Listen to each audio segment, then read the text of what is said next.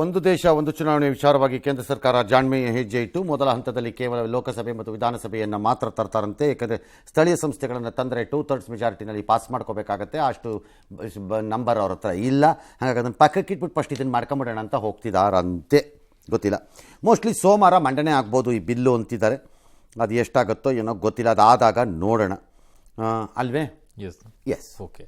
ಇನ್ನು ದೇಶದ ಸಂವಿಧಾನದ 75ನೇ ವರ್ಷಕ್ಕೆ ಕಾಲಿಟ್ಟ ಹಿನ್ನೆಲೆಯಲ್ಲಿ ಲೋಕಸಭೆಯಲ್ಲಿ ವಿಶೇಷ ಚರ್ಚೆ ನಡೀತಾ ಇದೆ. ಈ ಮಧ್ಯೆ ಪ್ರಿಯಾಂಕಾ ವಾದ್ರಾ ಅವರು ಮಾತನಾಡಿದರು. ರಾಜನ ಕಥೆಯೊಂದನ್ನು ಹೇಳಿ ಪ್ರಧಾನಿ ಮೋದಿಯನ್ನು ಪರೋಕ್ಷವಾಗಿ ಟೀಕೆ ಮಾಡಿದರು. ಲೋಕಸಭೆ ಚುನಾವಣೆಯಲ್ಲಿ ಮೆಜಾರಿಟಿ ಸಿಕ್ಕಿದ್ರೆ ಸಂವಿಧಾನವನ್ನೇ ಬಿಜೆಪಿಯವರು ಬದಲಾವಣೆ ಮಾಡಿಬಿಡ್ತಾ ಇದ್ರು.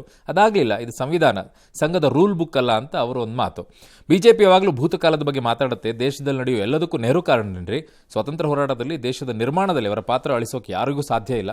ಕೇವಲ ಒಬ್ಬರ ರಕ್ಷಣೆಗೆ 142 ಕೋಟಿ ಪ್ರಜೆಗಳ ಹಿತ ಕಡೆಗಣಿಸಲಾಗಿದೆ ಅಂತ ಮಾತಾಡಿದರು ಅದಾನಿ ಅವರ ಬಗ್ಗೆ. ಇನ್ನು ಸಂವಿಧಾನ ರೂವಾರಿಗಳನ್ನು ಕೆಲವರು ಬೇಕಂತಲೇ ಕಡೆಗಣಿಸಿದ್ದಾರೆ ಅಂತ ರಾಜನಾಥ್ ಸಿಂಗ್ ಅವರು ಶುರು ಮಾಡಿದ್ರು.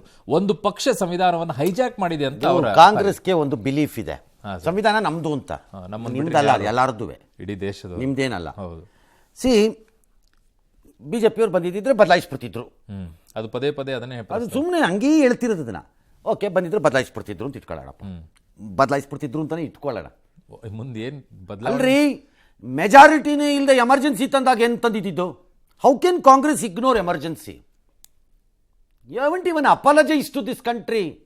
ಕ್ಷಮೆ ಕೇಳಿಲ್ಲ. ಇಲ್ಲಿ ಕಾಂಗ್ರೆಸ್ನಲ್ಲಿರುವವರು ಲಾಠಿ ಏಟ್ ತಿಂದವರು ಅಲ್ಲಿ ಕೂತಿದ್ದಾರೆ, ಬೆನ್ಮೂಳೆ ಬಗ್ಗಿಸ್ಕೊಂಡು ಅಧಿಕಾರಕ್ಕೋಸ್ಕರ. ಇವತ್ತುವೆ ವಿ ಹ್ಯಾವ್ ಸೀನ್ ಅಪೋಸಿಷನ್ ಇಂದು ಎಮರ್ಜೆನ್ಸಿದು ಎಕ್ಸೆಸಸ್ ಏನು ಅನ್ನೋದನ್ನು ಈ ದೇಶ ನೋಡಿದ ಅತ್ಯಂತ ಕರಾಳವಾದಂತಹದ್ದು ಇದದು. ಅದನ್ನು ಹೇಳ್ಬಿಟ್ಟು ಹೇಳಿ. ಸಂವಿಧಾನದ ಮೇಲೆ ದಾಳಿ ಆಗಿರೋದು. ಸಂವಿಧಾನ ಏನು ಪವಿತ್ರವಾಗಿ ನಾವು ಇದರಲ್ಲಿ ಮಸ್ಲಿನ್ ಕ್ಲಾತಲ್ಲಿ ಸುತ್ಕೊಂಡ್ಬಿಟ್ಟು ಇದ್ರ ಕ್ಲಾತಲ್ಲಿ ಶಾಲಲ್ಲಿ ಸುತ್ಕೊಂಡ್ಬಿಟ್ಟು ಓಡಾಡ್ತಿದ್ದೀವಿ ಅಂತ ಬಿಡಬೇಡಿ. ಓಕೆ, ಹೈಯೆಸ್ಟ್ ರಾಜ್ಯಗಳನ್ನು ಅಧಿಕಾರದಿಂದ ಕಿತ್ತಾಕಿರೋದು ಯಾರು? ಕಾಂಗ್ರೆಸ್. ಮತ್ತೆ ಸುಮ್ಮನೆ ಚರ್ಚೆ. ಒಂದು EVM ಬೈದಿದ್ದಾರೆ ಇವತ್ತು ಅವ್ರ ಭಾಷಣದಲ್ಲಿ. ಹೌದು, ದೂದ್ ಕಾ ದೂದ್, ಪಾನಿ ಕಾ ಪಾನಿ ಅಂತೇನೋ ಹೇಳಿದ್ದಾರೆ ಅವರು. ಹೌದು.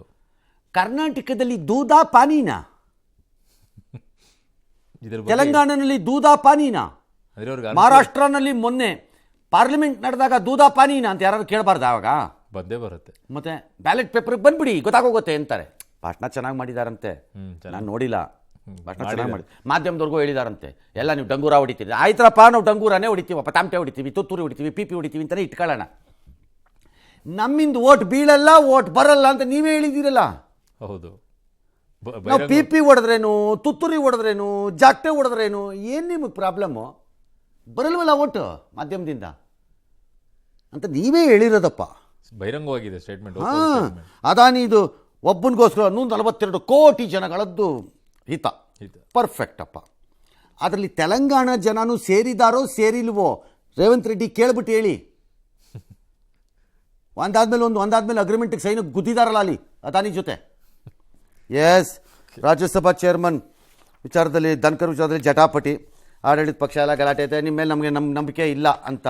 ನಾನು ರೈತನ ಮಗ, ನಾನು ಯಾವುದಕ್ಕೂ ಬಗ್ಗಲ್ಲ ಅಂತ ಖರ್ಗೆ ಅವರು.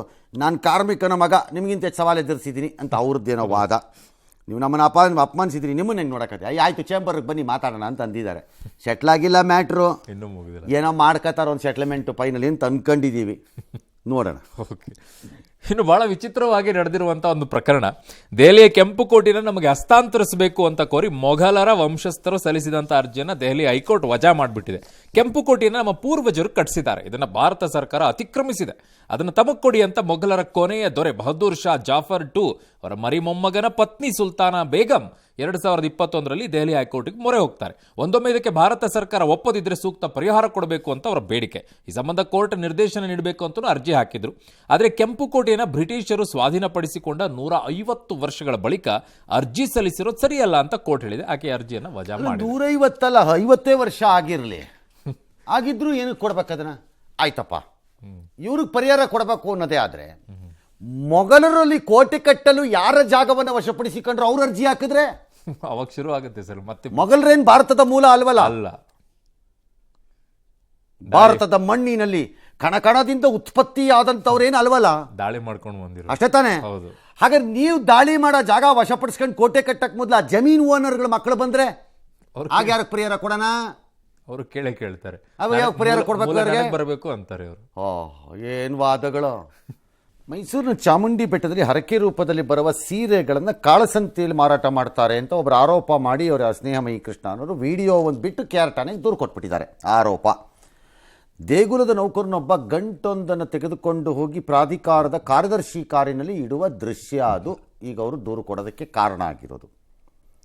ಹಂಗಾಗಿ ಅದು ಸೀರೆ ಅಂತ ಚರ್ಚೆ ಅಂತ ಅವ್ರದ್ದು ವಾದ ಸರ್.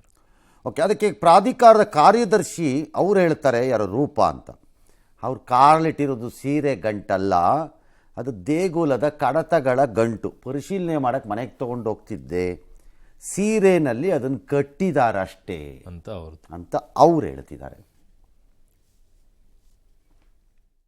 ಸತ್ಯಕ್ಕೆ ತುಂಬಾ ದೂರವಾಗಿರುವಂತಹ ಮಾತು. ಇಲ್ಲಿ ಅತ್ಯಂತ ದೊಡ್ಡ ವ್ಯವಸ್ಥೆ ನನ್ನ ವಿರುದ್ಧ ಷಡ್ಯಂತ್ರವನ್ನು ಮಾಡ್ತಾ ಇದೆ. ಸರ್ಕಾರ ನನಗೆ ಕೊಟ್ಟಿರುವಂತಹ ಈ ಒಂದು ಜವಾಬ್ದಾರಿಯನ್ನು ನಿಷ್ಠೆಯಿಂದ ಮಾಡುವಂತಹ ಪ್ರಯತ್ನವನ್ನು ನಾನು ಮಾಡ್ತಾ ಇದ್ದೇನೆ. ಇದರ ಮೇಲೆ ಏನು ಕ್ರಮ ತಗೊಳ್ಬೇಕು ಈ ಪ್ರಕರಣದಲ್ಲಿ ನನ್ನ ಮೇಲೆ ಬಂದಿರೋ ದೂರ ಮೇಲೆ ಅಂತ ನಾನು ಮೊನ್ನೆ ಜಿಲ್ಲಾ ನನಗೊಂದು ಅರ್ಥ ಆಗಿಲ್ಲ ಇಲ್ಲಿ. ಏನು ಸರ್? ಚಾಮುಂಡಿ ಬೆಟ್ಟದ ವಿಚಾರದಲ್ಲಿ ಮಾತ್ರ ನಂಗೆ ಬೇರೆ ಕಡೆದು ಗೊತ್ತಿಲ್ಲ. ಓಕೆ, ಅಲ್ಲಿ ಸೀರೆ ಕೊಡಬೇಕು ಅಂತಂದ್ರೆ ಭಕ್ತಾದಿಗಳು ಅದಕ್ಕೆ ರಸೀತಿ ಹಾಕಿಸ್ಬೇಕು. ಹೌದು, ಹಾಕಿಸ್ಬೇಕು. ವಿತೌಟ್ ರಸೀತಿ ತಗೊಳ್ಳಲ್ಲ ಸರ್. ರಸೀತಿ ಹಾಕಿಸ್ಬಿಟ್ಟು ಕೊಟ್ಟ ಮೇಲಲ್ಲಿ ಅಷ್ಟು ಸೀರೆಗೆ ಅಷ್ಟು ಸೀರೆ ಮ್ಯಾಚ್ ಆಗ್ಬೇಕಲ್ವಾ? ಅಲ್ಲಿ ಲೆಕ್ಕ ಸಿಗ್ಬೇಕು, ಎಲ್ಲಿದಾವೋ ಇಲ್ಲ ಅಂತೇಳಿ ಗೊತ್ತಾಗ್ಬಿಡುತ್ತೆ ಅದು ಲೆಕ್ಕ ಅಲ್ವಾ? ಹೌದು ಸರ್. ಒಳ್ಳೆ ಸೀರೆ ಎತ್ತಿಬಿಟ್ಟು ಕೆಟ್ಟ ಸೀರೆ ಇಟ್ಟರೆ ಬೇರೆ ಕತೆ ರಸೀದಿಗೆ ಅಲ್ವಾ? ಅದು ರಸೀತಿಗೆ ಮ್ಯಾಚ್ ಆಗ್ಬೇಕು ಸರ್. ಏನೋ ಅರ್ಥ ಆಗಿಲ್ಲ ನನಗೆ. ಎಸ್.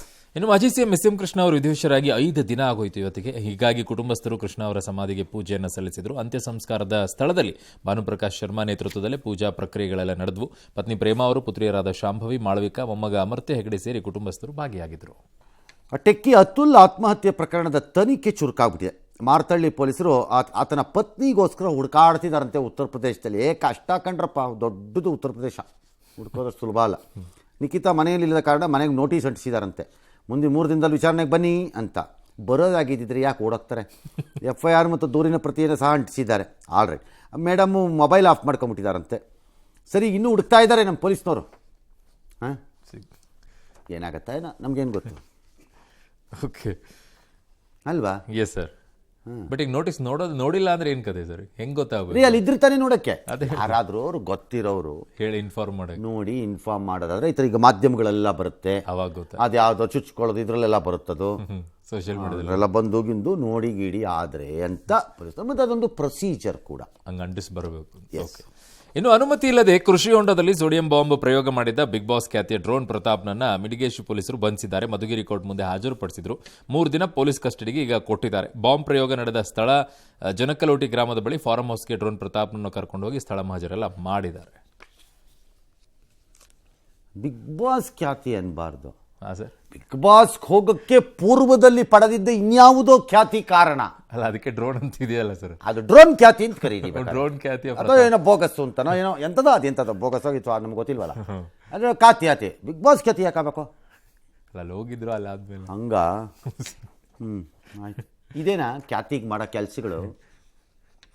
ಹಿಂದೆನೂ 2-3 ಮಾಡಿದಾನಂತೆ ಸರ್ ಇದೇ ರೀತಿ ಬ್ಲಾಸ್ಟ್. ಕಾಮನ್ ಸೆನ್ಸ್ ಬೇಡವಾ? ಯಾರಾದರೂ ಮಕ್ಕಳಿಗಿಕ್ಕಳುಗಳಿದ್ನೆಲ್ಲ ನೋಡೋದು ಮಾಡೋದು, ನಾಳೆ ಎಲ್ಲಾದರೂ ಆನ್ಲೈನ್ಗಳಲ್ಲಿ ಈ ಥರದನ್ನೆಲ್ಲ ಅದನ್ನ ತಂದ್ಕೊಳ್ಳೋದು, ಇನ್ನೇನಾದ್ರು ಮಾಡೋದಕ್ಕೆ ಒಂದು ಬೇಸಿಕ್ ಜವಾಬ್ದಾರಿಗಳು ಬೇಡಬೇಡ್ರಪ್ಪ. ವಿಶ್ವ ಚೆಸ್ ಚಾಂಪಿಯನ್ಶಿಪ್ನಲ್ಲಿ ಥ್ರಿಲ್ಲಿಂಗ್ ವಿಕ್ಟ್ರಿ ಸಾಧಿಸಿದ್ರು ಭಾರತದ ಯುವ ಗ್ರ್ಯಾಂಡ್ ಮಾಸ್ಟರ್ ಗುಕೇಶ್. ಸಾಧನೆ ಎಲ್ಲರೂ ಮೆಚ್ಚುಗೆ ಅಂದರೆ ಮೆಚ್ಚುಗೆ. ರಷ್ಯಾ ಚೆಸ್ ಫೆಡರೇಷನ್ ಮಾತ್ರ ಚಾಂಪಿಯನ್ ಇದ್ರಲ್ಲ ದೀನಾದ ಜಿಗಜ್ ಆಟಗಾರ ಡಿಂಗ್ಲೆರನ್ನು ಬೇಕೆಂತಲೇ ಸೋತಿದ್ದಾರೆ. ಅವರ ನಡೆಯಲ್ಲ ಅನುಮಾನಾಸ್ಪದವಾಗಿತ್ತಪ್ಪ, ಅಥವಾ ಸೋಲೋದು ಅಸಂಭವ ಆಗಿತ್ತಲ್ಲ ಆ ಹಂತದಲ್ಲಿ ಅಂತ ಬುರುಡೆ ಬಿಟ್ಟಿದ್ದಾರೆ. ಈ ರಷ್ಯಾನವ್ರಿಗೆ ತಲೆ ನಿಲ್ತಾ ಇಲ್ಲ ಯಾಕೋ, ಸ್ವಲ್ಪ ಏನಾದ್ರು ಈ ಉಕ್ರೇನ್ ಟೆನ್ಷನ್ನ ಅಂತ ಫ್ರಸ್ಟ್ರೇಷನ್ ಇರಬೇಕು ಅಲ್ರಿ. ರೇ ಕಾಮನ್ ಸೆನ್ಸೇ ಇಲ್ಲ ದೇಶದಲ್ಲಿ ಚೆಸ್ ಫೆಡರೇಷನ್ ಅವ್ರಿಗೆ. ಸರ್, ಎಲ್ಲ ದೇಶ ಬಿಟ್ಟು ಚೀನಾ ದೇಶದ ಆಟಗಾರ ಇಂಡಿಯಾ ಜೊತೆ ಇರೋ ಆಟಗಾರನ ಜೊತೆ ಬುಕಿಂಗ್ ಮಾಡ್ಕೊಂಡು ಸೋತ್ಬಿಟ್ಟು ಚೀನಾಗೆ ವಾಪಸ್ ಹೋಗಿ ಬದುಕಕ್ಕಾಗತ್ತೇನ್ರಿ ರೀ? ಬೇರೆ ಯಾವ್ದಾದ್ರು ದೇಶ ಕಾಣೆ ಆಗ್ಬಿಡ್ತಾನೆ. ರಕ್ಷಣಾ ಮಂತ್ರಿಗಳೇ ಕಾಣೆ ಆಗ್ಬಿಡ್ತಾರೆ, ಫಾರಿನ್ ಮಿನಿಸ್ಟರ್ಗಳೇ ಕಾಣೆ ಆಗ್ಬಿಡ್ತಾರೆ, ಸೈನ್ಯದ ಅಧ್ಯಕ್ಷರೇ ಕಾಣೆ ಆಗ್ಬಿಡ್ತಾರೆ. ಅಲ್ಲಿ ಯಾವ ಹುಡುಗ ಯಾವ ಕಾಣೆ ಆಗಿದೆ? ಜಾಕ್ಮಾ ಕಾಣೆ, ಬಿಲಿಯನೇರುಗಳು ಕಾಣೆ ಇವು ಬಿಟ್ಬಿಡ್ತಾರ. ಚೀನಾ, ರಷ್ಯಾ ತಲೆ ಇಲ್ಲ ಸರ್. ರಷ್ಯಾಗಲ್ರಿ, ಅಲ್ಲ ರಷ್ಯಾ ಈ ಫೆಡರೇಷನ್ ಎಸ್ BDA. ಓಕೆ. ಸೊ ಇನ್ನು BDA ಮಾದರಿಯಲ್ಲಿ ಈಗ ಮೂಡಾ ಕಾಯ್ದೆ ತರೋಕೆ ಸಿಎಂ ಸಿದ್ದರಾಮಯ್ಯ ನೇತೃತ್ವದ ಸಂಪುಟ ಸಭೆ ತೀರ್ಮಾನಿಸಿದೆ. ಮೂಡಾಗೆ ಪ್ರತ್ಯೇಕ ಕಾಯ್ದೆ ರಚಿಸಲು ಸಚಿವ ಸಂಪುಟ ಒಪ್ಪಿಗೆಯನ್ನ ಕೊಟ್ಟಿದೆಯಂತೆ. ಇದೇ ಅಧಿವೇಶನದಲ್ಲಿ ಮುಂದಿನ ವಾರ ನೂತನ ಕಾಯ್ದೆ ಮಂಡಿಸೋಕೆ ನಿರ್ಧಾರ ಮಾಡಿದೆ. ಸದ್ಯ ಕರ್ನಾಟಕ ನಗರಾಭಿವೃದ್ಧಿ ಪ್ರಾಧಿಕಾರದ ಅಧೀನದಲ್ಲಿ ಮೂಡಾ ಕಾರ್ಯ ನಿರ್ವಹಿಸುತ್ತೆ. ಈ ಮಸೂದೆ ಪಾಸ್ ಆದಲ್ಲಿ BDA ಮಾದರಿಯ ಬಲ ಮೂಡಾಗ್ ಬರುತ್ತಂತೆ. ಭೂಸ್ವಾಧೀನದಿಂದ ಹಿಡಿದು ಪರಿಹಾರ, ಸೈಟ್ ಹಂಚಿಕೆ ಎಲ್ಲವೂ ಕೂಡ ಹೊಸ ಕಾಯ್ದೆಯಂತೆ ನಡೆಯುತ್ತೆ. ಮೂಡಾ ಮಸೂದೆ ಅನ್ವಯ ಪ್ರಾಧಿಕಾರದ ಬಹುತೇಕ ಸದಸ್ಯರು ರಾಜಕೀಯೇತರ ಸದಸ್ಯರಾಗಿರ್ತಾರೆ. BDA ಮಾದರಿಯಲ್ಲಿ ಅಧಿಕಾರಿಗಳೇ ಬೋರ್ಡ್ನಲ್ಲಿ ಹೆಚ್ಚಾಗಿರ್ತಾರೆ. ಆಯ್ತು ತಂದ್ಕೊಳ್ಳಿ, ನಿಮ್ಗೆ ಏನು ಕಾಯ್ದೆ ಬೇಕೋ ಅದನ್ನ. ಬಟ್ BDAನಲ್ಲಿ ಏನೂ ಇಲ್ಲ, ಎಲ್ಲ ಸ್ವಚ್ಛಂದವಾಗಿ. ಅಲ್ಲೇ ದೊಡ್ಡ ಭ್ರಷ್ಟಾಚಾರ ನಡೆಯುತ್ತೆ. ಏನು ಹಿಂಗೆ ಕಾಯಿನ ಹಾಕಿದ್ರೆ ಕೆಳಗಡೆ 20 ಅಡಿ ಕೆಳಗಡೆ ಕಾಯಿನು ನೀರಲ್ಲಿ ಕಾಣ್ತಾ ಇದೆ ಅನ್ನೋಷ್ಟು ಸ್ವಚ್ಛವಾಗಿದೆ ಅಂತೇನು ಹೇಳಬೇಡಿ. ಅಲ್ಲೂ ಅದೇ ಕಥೆಗಳಿವೆ, ಏನ್ ಕಾಯ್ದೆ ತಂದ್ರು ಇಲ್ಲೂ ಇರುತ್ತೆ. ಯಾಕೆ ಎಂದರೆ ಲೂಟಿಕೋರರಿಗೆ ಸಾರ್ವತ್ರಿಕವಾಗಿ ಲೂಟಿ ಹೊಡೆಯುವ ಒಂದು ಶಕ್ತಿ, ವಿಶೇಷ ಕಲೆ ಇರುತ್ತೆ. ಅಲ್ಲ, ಇಲ್ಲಿ ಮೂಡಾದಲ್ಲಿ ಆದ್ರೆ ರಾಜಕಾರಣಿಗಳ ಹೆಸರು ಕೇಳ ಬಂದ್ಬಿಡುತ್ತೆ. ಇನ್ನು ಈ ತರ BDA ತರ ಮಾಡ್ಬಿಟ್ರೆ ಅದ್ರ ರಾಜಕಾರಣಿ ಇಲ್ಲ, ಯಾರೋ ಒಬ್ರು ಹೋಟೆಲ್ ಹೊಡ್ಕೊಂಡು ಹೋಗ್ತಾರೆ, ಏನೋ ಮಾಡ್ಕೊಂಡು ಹೋಗಿ ಅತ್ಲ ಕಡೆ ಮಾಡ್ಕೊಂಡು